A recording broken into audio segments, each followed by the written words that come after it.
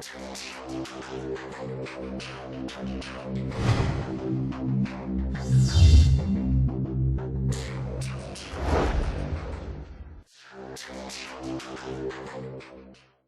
오늘 우리에게 주신 하나님 말씀을 같이 봉독하시겠습니다. 출애굽기 23장 14절에서 17절까지입니다.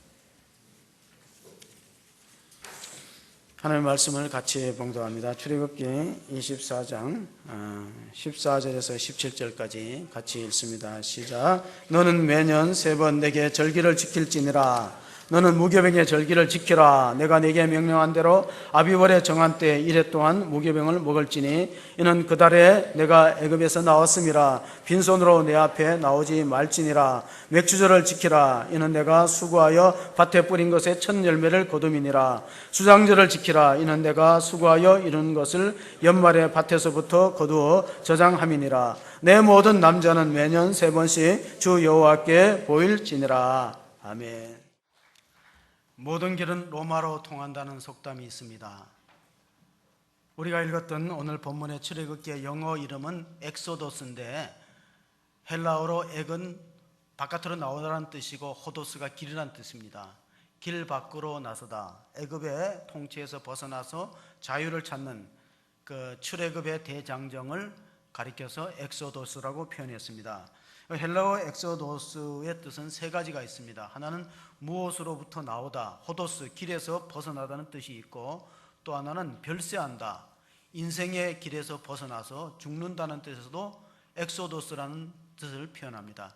또 하나는 한 해의 끝은 연말을 엑소도스라고 표현했기 때문에 오늘 읽었던 말씀 16절에 보면은 그 단어가 연말이라는 단어가 등장하는데 같이 봅니다. 맥주절을 지키라. 이는 내가 수고하여 밭에 뿌린 것의 첫 열매를 거둠이니라. 수장절을 지키라. 이는 내가 수고하여 이룬 것을 연말에 밭에서부터 거두어 저장함이니라. 이 연말, 시간의 끝 연말도 엑소도스라고 표현하고 생명의 끝나는 생명이 다른 세계로 별세하는 것도 엑소도스. 그리고 성경에 영어 성경에 보면은 창세기는 이렇게 표현되어 있어요. 제네시스라고 표현되어 있어요.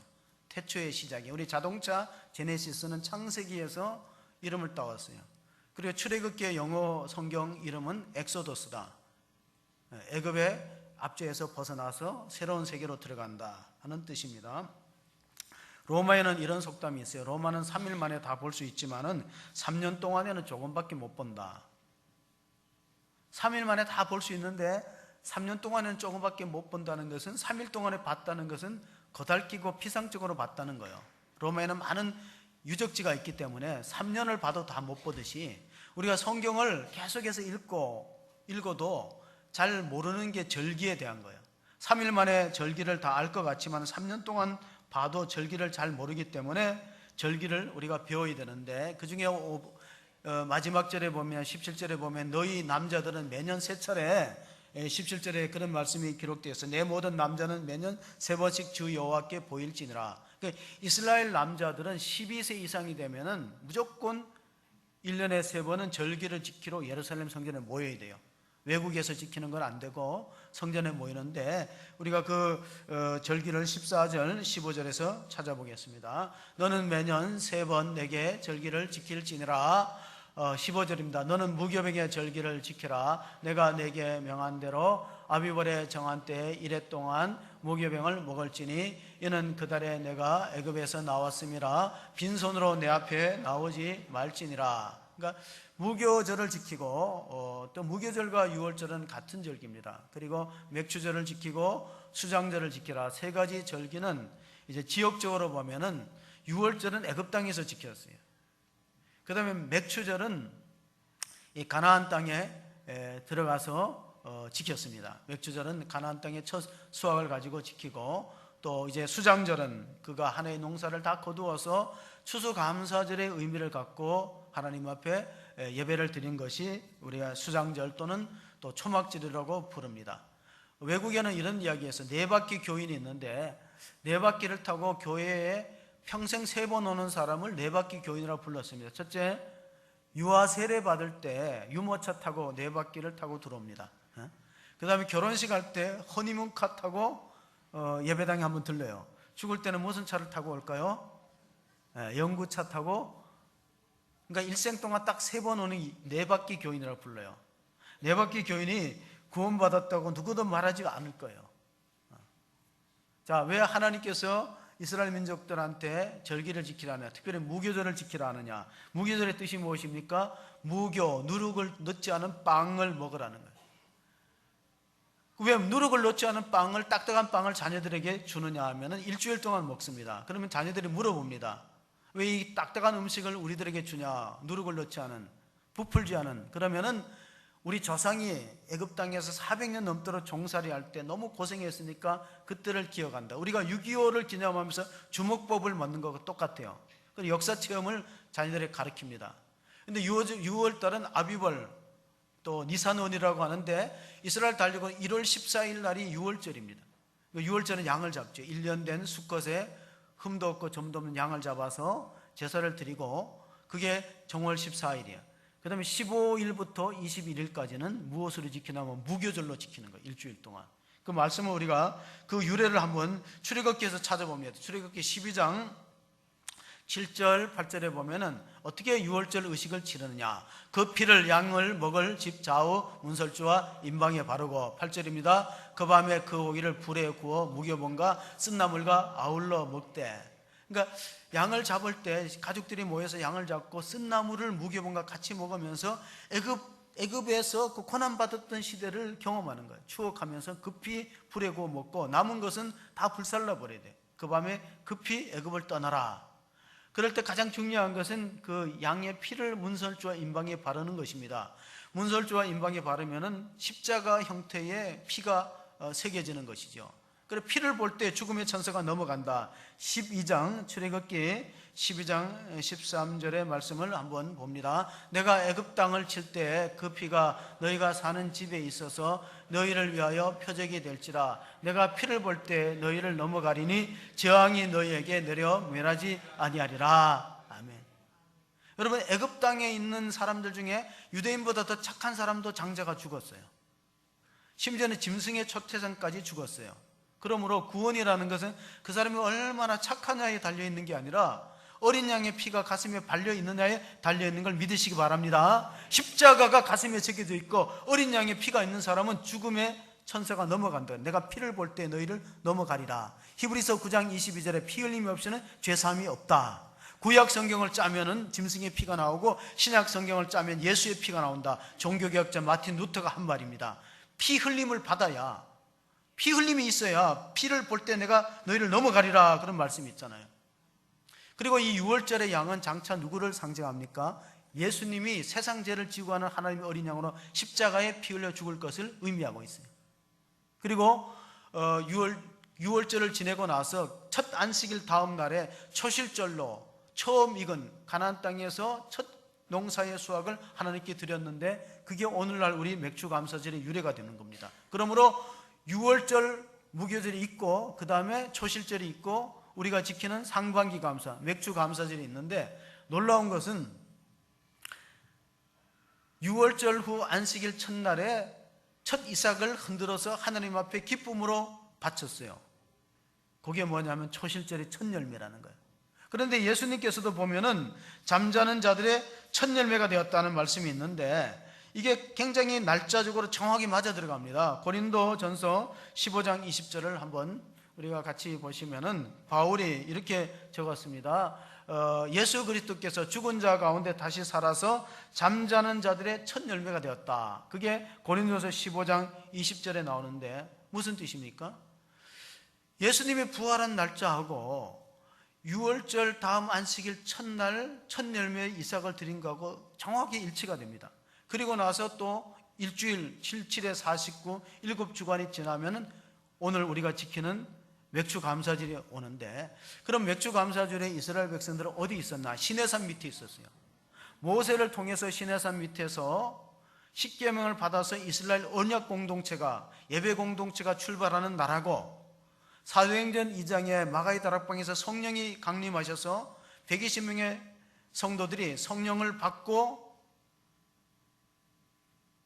제가 설교를 갑자기 쉴 때는 뭐 때문에 쉬는지 아시죠? 저를 좀 보라고 하시는 거예요. 정신 차리고.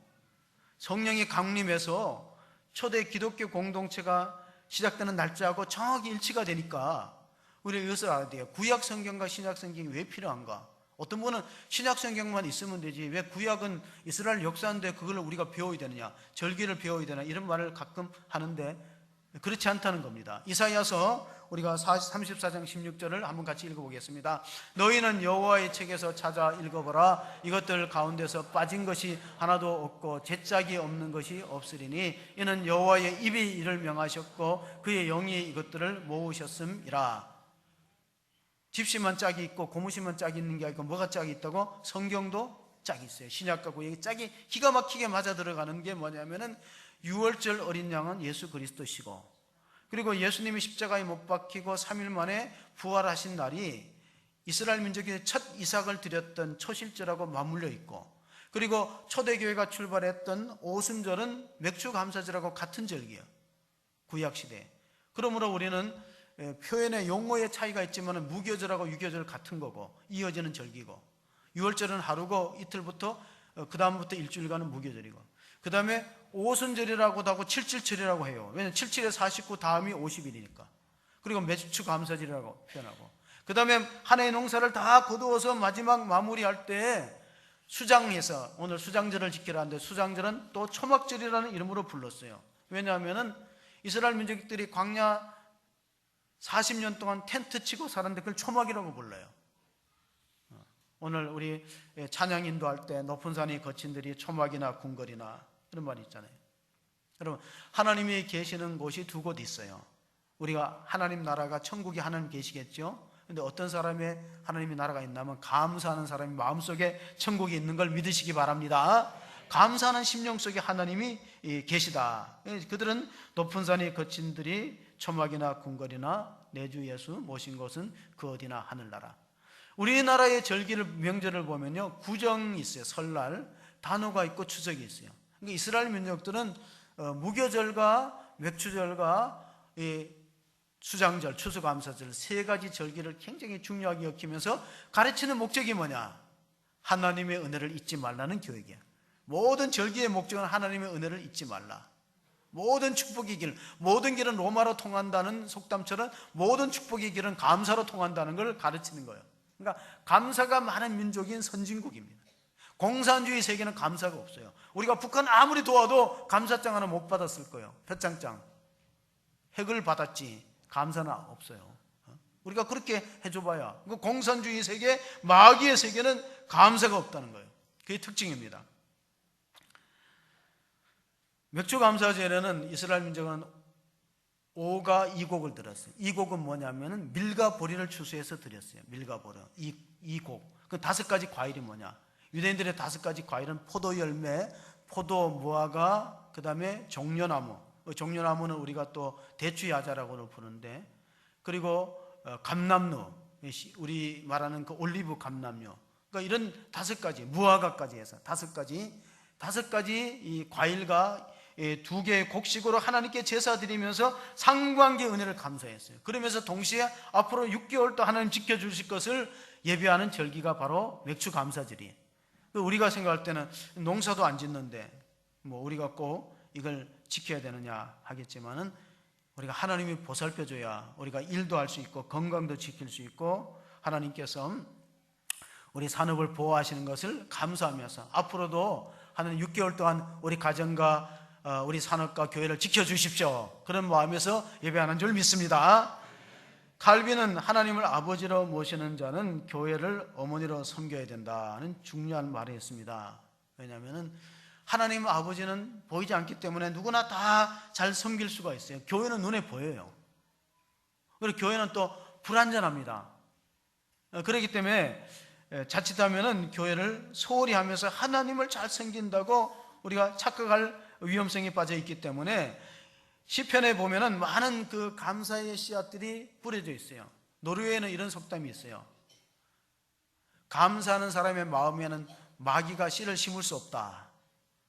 마귀가 씨를 심어야 시험에 들고 실족하는데 어떤 사람은 씨앗을 못 심나면은 마음에 감사가 충만한 사람은 마귀가 씨를 뿌릴 수가 없어요. 시편 곳곳에 감사의 씨앗들이 뿌려져 있습니다. 136절 6장을 우리가 읽어보시면요, 여호와께 감사하라 그는 인자하시고 은혜로우시다, 그런 말씀이 계속해서 그 인자하심이 영원함이로다 하고 반복이 됩니다. 그러니까 시편 136편은 예루살렘 성전에 올라가면서 감사절기 때, 세 가지 절기 때 이스라엘 사람들이 찬송했던 내용이야. 주로 다윗이 썼다고 하는데, 거기 보면은 26번, 26절 가운데 26번이나 감사하다, 여호와의 인자하심과 그 은혜가 풍성함을 감사했습니다. 그러니까 다윗이 하나님의 마음에 합한 자가 되고 쓰임 받았던 이유 중에 하나는 그는 감사하는 일에 능한 사람이었다. 감사를 잘 표현했어요. 히먼스타인의 시에 보면 이런 시가 있어요. 종은 울릴 때까지 종이 아니고 노래는 부를 때까지 노래가 아니며 사랑은 고백할 때까지, 표현할 때까지 사랑이 아니고 축복은 감사할 때까지 축복이 아니라 그랬어요. 정말 축복받은 사람은 마음에 감사가 있는 사람이다.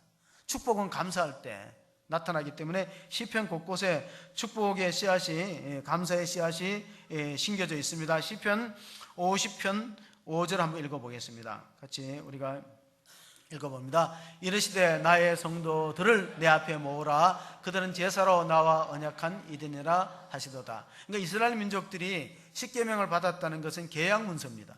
우리가 A와 B가 어떤 부동산을 계약하거나 집을 계약할 때 문서를 쓰잖아요. 십계명은 하나님과 이스라엘에게 계약 문서예요. 두 돌비에 새겨져서. 그러니까 그걸 잘 지키면 만대가 복을 받고, 그걸 잘 못 지키면은 나라를 잃고 뿔뿔이 흩어지는 거예요. 그런데 이스라엘 역사에는 그 십계명조차 잘 못 지켰는데, 언약 공동체, 하나님과 이스라엘 민족이 언약 공동체이기 때문에 예배를 통해서 약속을 지키는 거예요. 언약을. 예배를 그렇게 중요하게 여겨야 되는데 이스라엘 사람들이 예배를 소홀히 했습니다. 그러나서 신앙이 무너졌죠. 예배가 무너지면 무엇이 무너집니까? 믿음이 무너집니다. 예배가 살면은 신앙이 살아나고 우리 교회도 사는 줄 믿습니다. 예배가 살아나야 됩니다. 칼 바르트라는 신학자는 이렇게 말했어요. 인간의 삶에서 가장 중요하고 긴급하고 가치 있는 일은 예배 행위다. 다 중요하고 바쁘고 가치 있죠. 그런데 가장 중요하고 가치가 있고 시급한, 가장 긴급한 행위는 인간의 예배 행위다. 그런 표현을 하면서 예배를 드릴 때 우리는 두 가지 제사가 있어요. 하나는 감사제고 하나는 속죄제입니다. 이스라엘 민족의 제사를 가만히 분석해 보면은 속죄라든가 속건제는 죄를 씻는다는 뜻에서 제사를 드렸어요. 또 하나는 감사하는 뜻에서 자원하는 제사, 화목제나 번제를 드리고 하나님을 예배했기 때문에 이 맥추절에는 감사와 그 속죄의 의미가 다 들어 있습니다. 우리 주 안에 있는 나에게 딴 근심이 있으라, 그 찬송가 370장 4절에 보면은 내 주와 맺은 언약은 영불변하시니 그 나라 가기까지는 늘 보호하시네. 주님을 찬송하면서 할렐루야 할렐루야, 내 앞길 멀고 험해도 나 주님만 찬양한다, 그런 가사가 있잖아요. 그러면 언약 공동체, 우리는 언약을 중요시 여길 때 하나님이 우리에게 약속한 복을 베푸는데 우리가 언약을 무시해버리면, 그럼 하나님이 우리의 약속을 우리가 먼저 깨트린 거예요. 계약 파기. 우리가 50장, 시편 50장 23절을 읽어보면은요, 이런 말씀이 있습니다. 같이 봅니다. 감사로 제사를 드리는 자가 나를 영화롭게 하나니 그의 행위를 옳게 하는 자에게 내가 하나님의 구원을 보이리라. 그러니까 모든 예배의 자세는 감사로 시작되어야 돼요. 감사로 그 문에 들어가, 하나님의 문에 들어가. 감사하는 마음으로 제사를 드릴 때 하나님 받으시고 하나님의 영광 받으시고 그 행위를 옳게 하는 자에게 내가 하나님을 구원을 보이리라 는 말씀을 약속으로 주셨습니다. 요나가 하나님 앞에 불순종해서 다시스로 가는 배를 타다가 풍랑을 만났는데 물고기 뱃속에서 있으면서 이런 기도를 드렸어요. 요나서 2장 9절에 보면 내가 나의 목소리로 하나님께 제사하리니, 나의 목소리로 하나님께 제사를 드리니 하나님이 나를 건지시고 구원하시리라. 그 말씀을 통해서 드릴 것이 없다면 목소리라도 드리라. 하나님을 찬양하면서 우리 마음에 우러나는 감사를 드릴 때 하나님이 영광을 받으십니다. 하나님 우리를 지으신 걸 보면은 오며 막측하다, 십며 막측하다, 그런 말합니다. 혹시 오늘 비가 왔는데 코 속으로 물 들어온 사람 있으세요? 하나님 기가 막히게 콧구멍을 아래로 만들어서 빗물이 들어가지는 않을 거예요. 흘러내리지. 어떤 분이 그 의사가 그런 말 하더라고요. 하나님이 왜 인간에게 콧구멍을 2개 주셨다면은 감기 걸릴 때 한쪽이 막히면 다른 쪽으로 숨 쉬라고 2개를 주셨대. 그리고 오묘한 뜻이 있는 줄 저는 몰랐어요. 저는 눈이 어릴 때부터 나빠가지고 아마 제가 중학교나 고등학교 때 아마 안경을 쓴 것 같아요. 그럼 생각해보니까 이 귀가 여기 안 있고 만약에 조금 높이 달리거나 밑에 달렸으면 안경을 어떻게 썼을까? 여러분 감기 걸릴 때 마스크 쓰죠. 마스크가 만약에 귀가 위치가 정하지 않는다면 마스크를 제대로 쓸 수 없을 거예요. 하나님이 우리에게 주신 것들 감사할 게 너무나 많은데 오늘 이 시대가 감사를 잃어버렸어요. 우리 사회에 가장 팽배한 게 감사 불감증의 현상이 이미 사도 바울이 2000년 전에 예언했습니다. 디모데후서 3장 1절 2절을 보면요, 너희는 이것을 알라. 말세에 고통하는 때가 이르러 사람들이 자기를 사랑하며 돈을 사랑하며 자랑하며 교만하며 비방하며 부모를 거역하며 감사하지 아니하며 거룩하지 아니하며. 자, 이 본문 말씀을 유심히 주목해 보면은 정확합니다. 말세는 고통하는 때가 온다. 말세는 힘든 때가 온다. 살기가 힘들다. 지금 살기 힘들다고 말하잖아요. 말세가 됐다는 거예요. 왜 살기나 하면 이기주의, 자기를 사랑해요. 배금주의, 돈을 사랑해요. 자랑하고 교만하고 비방하며 얼마나 비판이 난무합니까? 부모를 거역해요. 지난 수요일 날 서울 동작구 상도동에서 있었던 사건을 알죠. 76세 아버지를 40이 가까이 된 아들이 쇠뭉치 같은 걸로 때려서 죽게 했어요. 그 아버지는 왜 돌아가셨어요? TV 크게 틀어서 돌아가셨어요. TV 볼륨이 크니까 아들이 아빠 줄이라 그랬는데 사실은 연세가 드시면 자꾸 볼륨을 높여요. 잘 안 들리거든요. 근데 아버지가 아들이 텔레비에서 볼륨 줄이라고 한 거를 못 알아들으셨는지 그냥 가만히 계시다가 돌아가셔서 맞아서 부모를 거역하는 시대가 됐어요. 텔레비 잘 안 틀어야 되겠어요. 저도 텔레비 잘못 틀었다가는 뒤에서 뭐가 날아올지. 아들 2이나 있는데 이런 시대가 됐다니까요. 정확하잖아요. 자기를 사랑해. 사람들이 개인주의적이고 이기적이에요. 교회가 힘든 거는 개인주의 때문에 그래요. 이기주의. 그래서 저는 케네디 대통령이 한 말이 자꾸 생각이 나요. 국가가 여러분을 위해서 무엇을 해줄 거를 생각하지 말고 여러분이 조국을 위해서 뭘 할 걸 생각하냐. 오늘날 성도가 이러면 성숙한 교회, 내가 교회로부터 무엇을 받을 것을 생각하지 말고 내가 주님의 몸된 교회로 무엇을 할까를 생각하면은 그럼 시험 들 일이 별로 없는데, 섭섭할 일이 별로 없는데, 지금 그런 시대가 아니에요. 지금 너무나 고통스러운 시대에 사는 게 참으로 힘들고 어려워요. 칼 힐티라는 철학자는 이렇게 말했습니다. 감사하면 젊어진다. 감사하면 발전이 있다. 감사하면 기뻐진다. 감사의 분량이 행복의 분량이다. 그러니까 하나님이 거하시는 그 구약의 성전을 구조를 보면, 성막의 출애굽기 성막의 구조를 보면요, 성소가 있고 지성소가 있고 가운데 휘장이 있어요. 그런데 하나님이 계시는 법궤가 있는 지성소의 크기가 불과 6평이라는 사실을 아세요? 그 6평이에요. 그 배가 되는 게 지성소가 12평. 합치면 몇 평이죠? 산수를 못 하시나요? 하나님이 계시는 지성소가 6평이고 성소는 그 2배라 그랬어요. 전부 몇 평이죠? 18평. 18평 아파트에 사시는 분 계세요? 사람은 어떠냐면요, 50평 아파트에 살다가 18평 아파트에 들어가면 불평이 많아요. 근데 12평짜리 원룸에 살고 전셋집에 살다가 18평으로 들어가면 기뻐요. 그러니까 이게 뭐냐면은 감사는 마음의 문제고 생각의 문제지 환경의 문제가 아니라는 거예요. 하나님이 몇 평에 거하신다고요? 6평. 하나님이 6평에 지성소에 거기 계시다. 그러므로 감사라는 단어 생크를 어원을 분석하면 싱크에서 와서 깊이 생각해 보세요. 생각해 보면 참 감사할 게 많아요. 저도 오늘 새벽 기도하면서 하나님, 제가 매일 새벽마다 100가지 제 입에서 감사가 나오게 해주세요. 요즘 최근에 그렇게 감사합니다, 감사합니다 그런 말을 해요. 물론 목회가 다 좋은 일만 있고 내 뜻대로 되는 것도 아니고 힘들고 마음 아프고 어려울 때도 있어요. 어떤 시골 목사님은 교인이 너무 없어갖고 밭에 갖고 배추를 심어갖고 가꾸는데요, 마귀가 와서 속삭이더래요. 뭐라고 속삭이냐면 성경에 보면 항상 기뻐하라, 쉬지 말고 기도하라, 범사에 감사하라 했는데 당신은 그렇게 할 수 있냐고. 교인도 별로 없고 시골에서 배추밭에 잡초를 뽑으니까 뜨거우니까 땀도 나고 다리 허리 아픈데 뭐 감사가 나오냐. 그러니까 그 말이 솔깃하더래요. 목사님이, 시골에서 농사 짓는 목사님이. 참 감사할 게 없다. 그런데 이런 생각이 들더래요. 하나님께 감사했대. 하나님, 이 잡초가 메뚜기처럼 뛰다니지 않고 제자리에 있어서 뽑기 쉽게 해서 감사합니다. 감사했대. 그러니까 감사를 만들어내는 거고 발견하는 거지. 저절로 주어지는 감사를 우리가 해내기는 어렵기 때문에 왜 이스라엘 민족이 자녀들에게 절기를 지키라고 했을까? 감사를 교육하는 거예요. 그리고 감사를 교육하면 어떤 경우가 있는가? 아이들이 복되게 살죠. 하나님의 축복을 누리면서 사는 것이에요.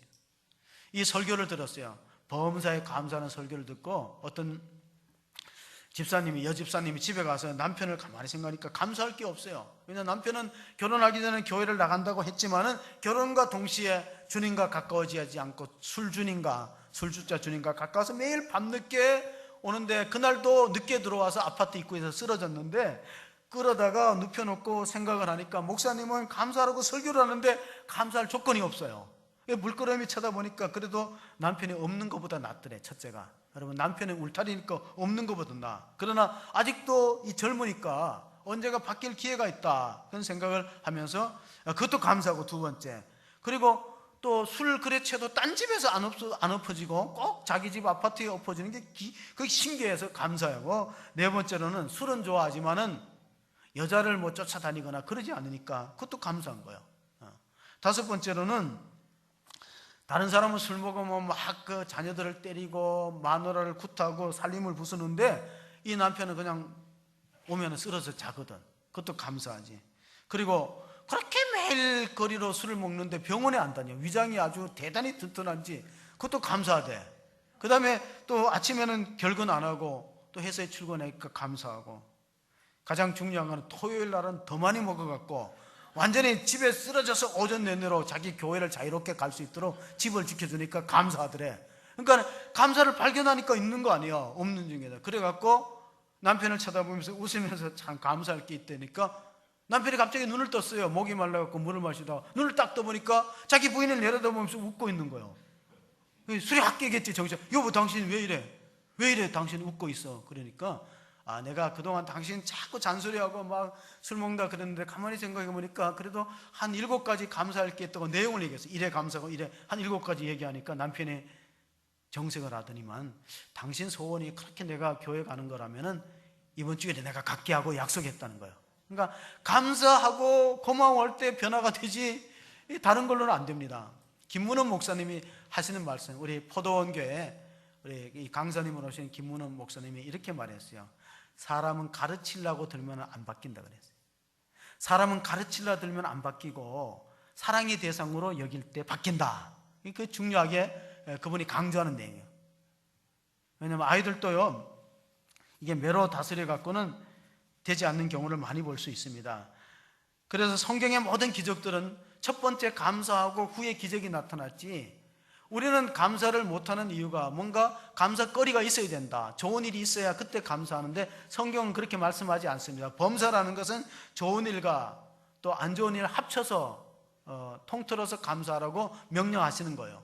마태복음 14장에 보면은 베세다 광야에서 제자들이 양식이 없는 걸 걱정했어요. 무리는 많고 남자만 5,000명이고 양식은 다 빵이 떨어졌다. 어디 가서 떡을 살까 할 때 보리떡 5개와 물고기 2마리를 주의 제자 안드레에게 맡기는 어린아이가 있었어요. 그 받아가지고 제자의 손에서 예수님 받아가지고 하늘을 우러 축사하시고 떼어서 제자들에게 나누어 주라니까 여성과 어린아이를 빼고 5,000명이 먹고 12광주리가 남았다. 그게 마태복음 14장, 요한복음 6장의 오병이의 기적의 사건이에요. 하늘을 우러러 먼저 감사 기도하시고 적은 거라고 불평하지 않았어요. 뭐 요까지 거 가지고 어떻게 하냐, 불평하지 않았다는 거예요.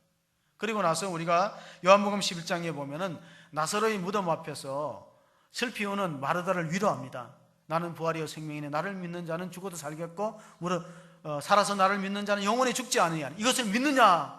그렇게 하신 다음에 예수님이 그 나사로의 무덤가에서 하늘을 우러러 기도하셨어요. 감사 기도. 우리가 그 11장 41절에 예수님의 말씀을 같이 읽어봅니다. 돌을 옮겨 놓으니 예수께서 눈을 들어 우러러 보시고 이르시되 아버지여 내 말을 들으신 것을 감사하나이다. 돌을 옮겨 놓으라 그랬어요.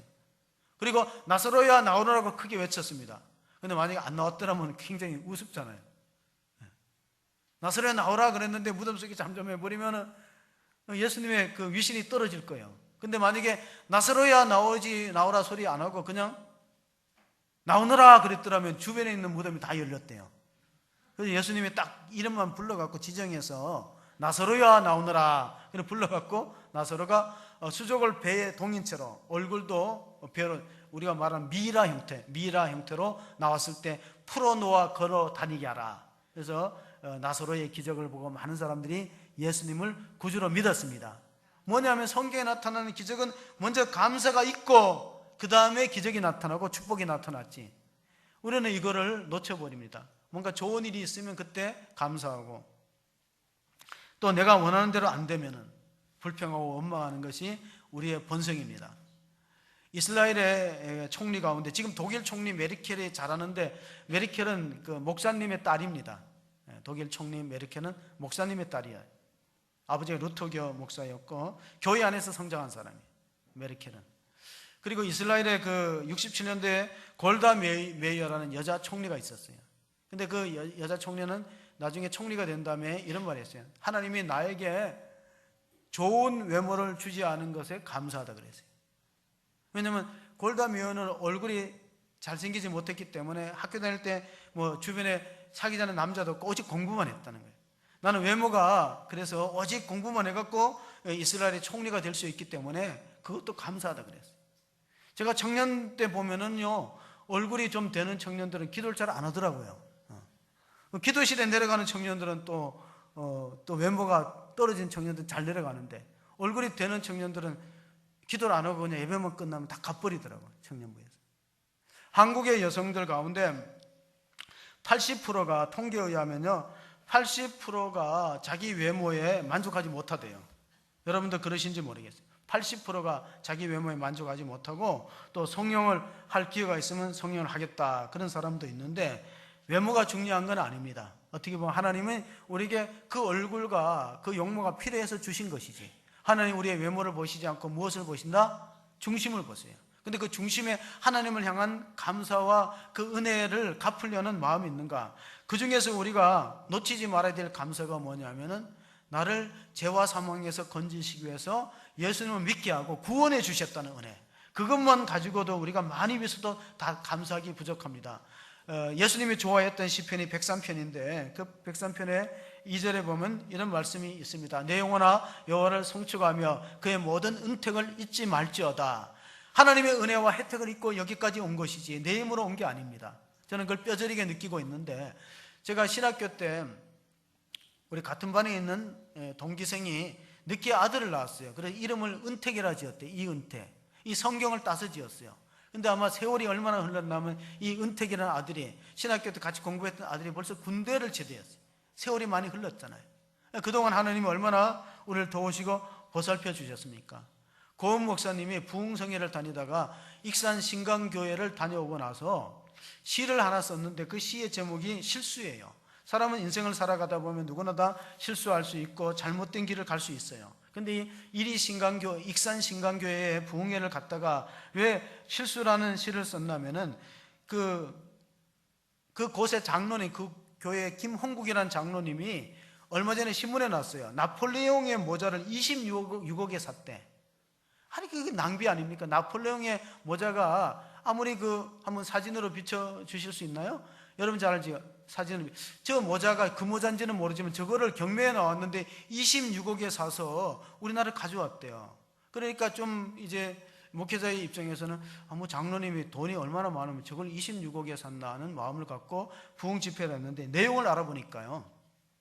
그 김은공 목사님이 노른자 땅을 13,000평을 갖고 있는데 익산 신강교회 장로님들이 50억을 준비해서 가서 땅을 교회를 짓게 멋지게 교회를 짓게 달라고 그랬는데 아파트를 지으면은 그 땅값의 10배를 받는다는 거예요. 땅값에 10배를 받는데 장로님들이 와서 탁 50억 이거밖에 없으니까 그 땅 우리 교회 짓게 주세요 했어요. 근데 그분이, 젊은 분이 믿음이 좋아서 하나님의 뜻인가 보다 하고 그냥 50억 받고 땅을 개척해서 교회를 짓도록 하는데, 교회를 짓는 중에 공장이 불이 나갖고 다 타버렸어요. 그 당시에 신문에 난 손실로 1,몇백억이 소실됐다 그랬어요. 그럼 보통 사람 같으면, 하나님 내가 땅도 교회에 그냥 헐값에 그냥 주고 성전을 짓기로 하는데 이런 일이 왜 생깁니까? 원망하고 불평할 텐데, 이번에 생각이 달랐어요. 50억 받은 거 하나님 기뻐하지 않는 모양이다. 다시 돌려주고 거기다가 그 2배를 헌금을 해버렸어요. 감사 헌금으로. 그러고 나서 이 하림이라는 축산 회사가 얼마나 커졌냐면 지금 연 매출이 조 단위가 됐어요. 조 단위. 그러면서 자기의 그 실패와 아픔을 경험 삼아가지고 나폴레옹 모자를 사갖고 젊은이들에게 불가능은 없다는 걸 심어주기 위해서, 어떤 어려움과 힘든 일이 있어도 낙심하지 말고 감사할 때 하나님의 기적이 난다는 교훈을 주기 위해서 그걸 26억의 모자를 사드리면서 나폴레옹의 한 말을 그분이 얘기했다네. 나폴레옹이 그 워털루 전쟁에서 패하고 세인트 헬레나 섬에 유배되었을 때 마지막 임종전에 이런 말을 했대요.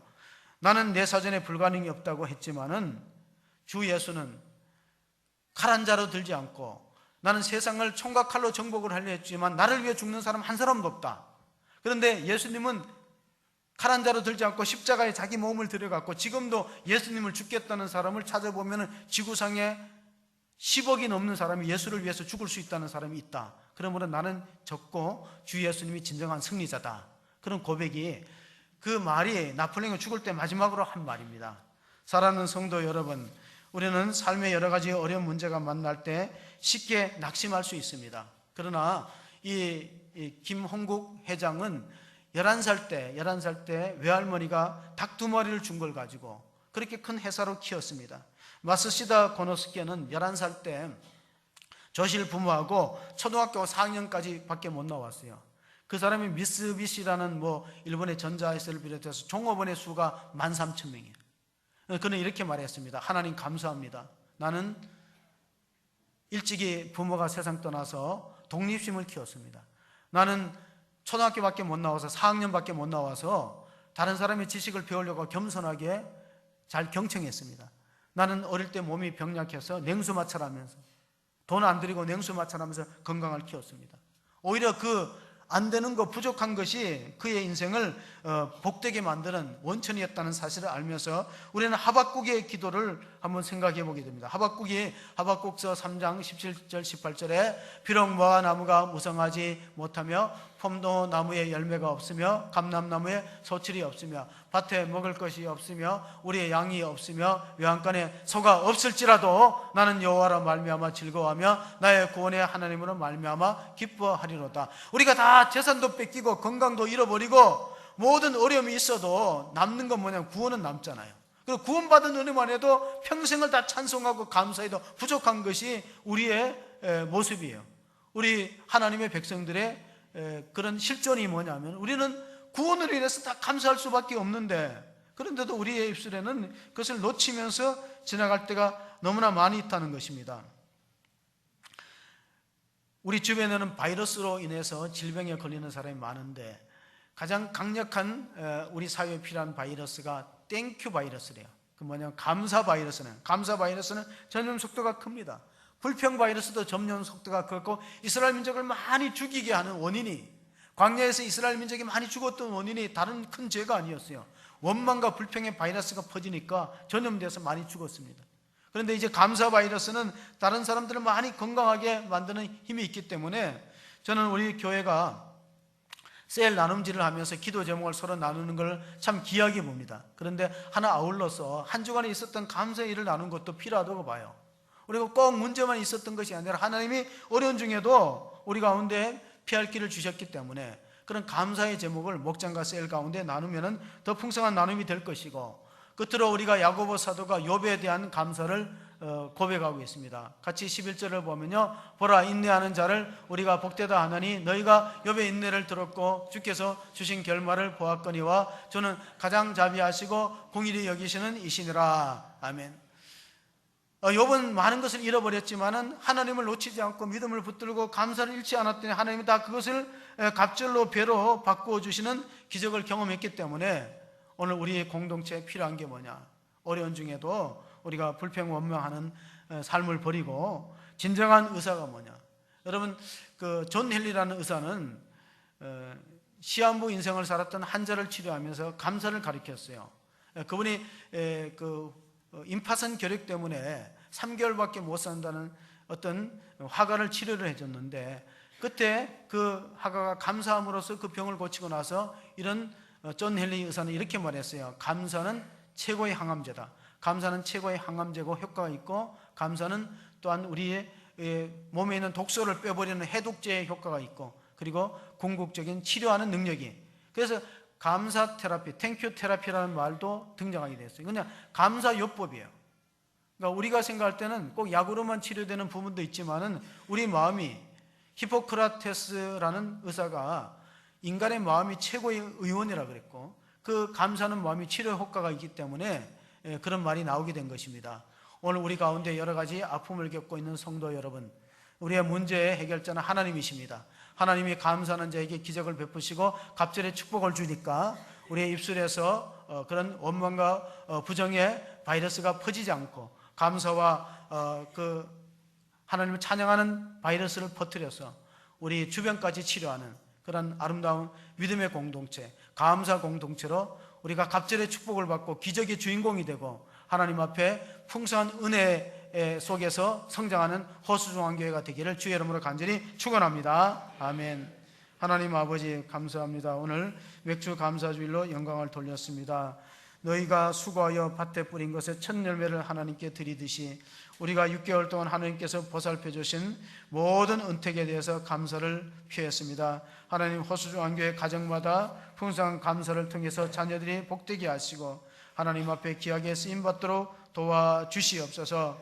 비록 무화과나무가 무성치 못하고 감람나무에 소출이 없고 포도나무에 열매가 없을지라도 나는 나를 구원하신 하나님을 찬양하고 높임으로써 우리가 더 이상 잃을 것도 없고 빼앗길 것도 없는 구원의 은혜에 감격하면서 신앙으로 하나님 앞에 영광 돌릴 수 있는, 감사로 영광 돌리는 복된 성도가 다 될 수 있도록 도와주시옵소서.